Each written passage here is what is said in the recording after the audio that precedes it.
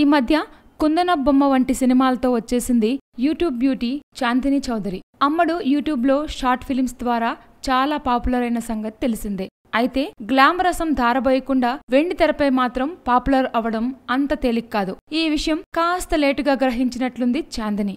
అందుకే రూటు మార్చింది. అమ్మడు ఇప్పుడు హౌరా బ్రిడ్జ్ అనే సినిమాలో హీరోయిన్ గా నటిస్తోంది. నిన్న ఈ సినిమా ఫస్ట్ లుక్ లాంచ్ ఈవెంట్ లో పాల్గొన్న చాందిని తన సోకులతో అందరినీ ఊరించేసింది. Deep neck back, short gown, అలరించే మేనిఛాయ, వావ్ అనిపించేలా అందాలను ఆరబోసింది ఈ అమ్మడు. ఓ యాంగిల్లో చూస్తే చాలా హాట్ గా స్టార్ హీరోయిన్లకు తీసిపోదు అన్నట్లే ఉంది పిల్ల.